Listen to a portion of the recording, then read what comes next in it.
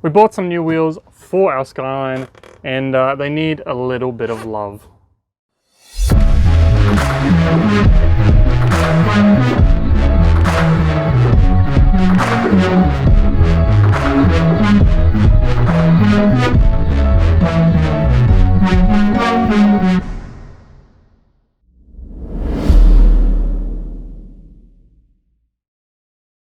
So these are the wheels we picked up for the Skyline.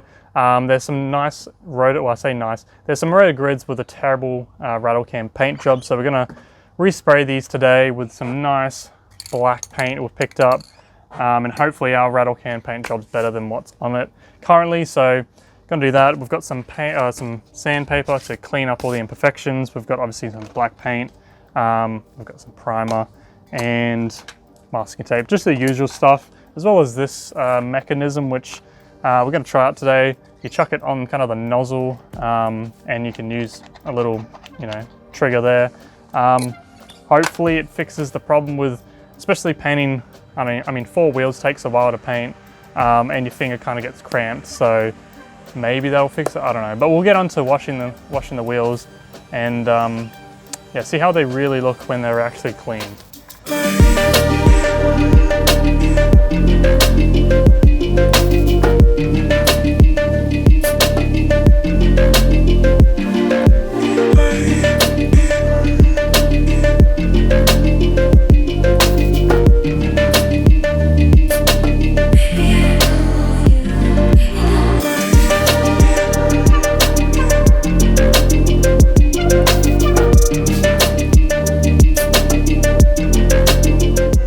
So we decided to start sanding and wet sanding, and then has found out that these wheels actually didn't have a crappy rattle paint job on them. These have actually been plasti dipped, which is, okay.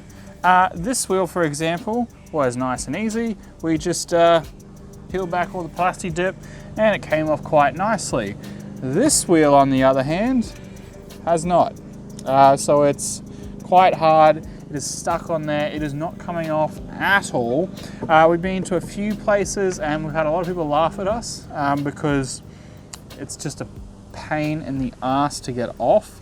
You can buy special solvents online, but it's going to take a while to get them here, and we kind of want this done now.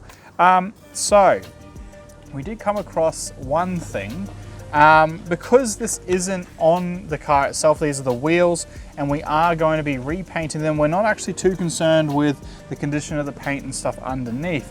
So thank you, Morgan, my lovely assistant. We have got some paint stripper. So we're going to be giving this a whirl, painting it on the faces of the wheels just to get all of the plasti dip and melt it all off. Fingers crossed this works, because if it doesn't,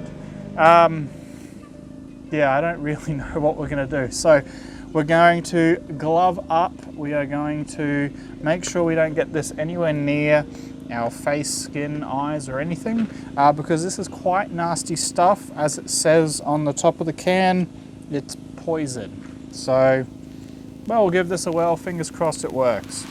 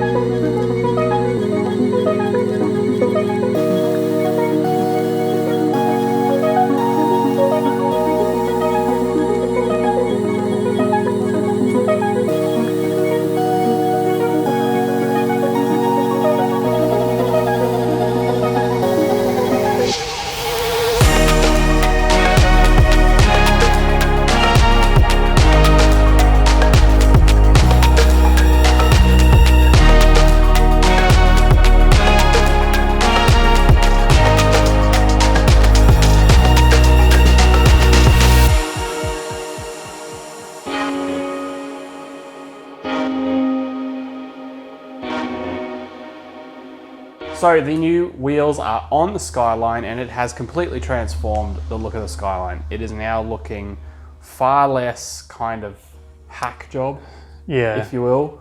The car just presents so much nicer now. Especially the wing, it's all tying together. It's going to look a hell of a lot better when we've got the bonnet on there, and it all just ties everything up nicely.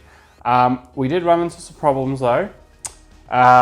Turns out that one of the rotor grids is a copy of a rotor grid, which is funny because a rotor grid is a copy of a T37. So it's a copy of a copy.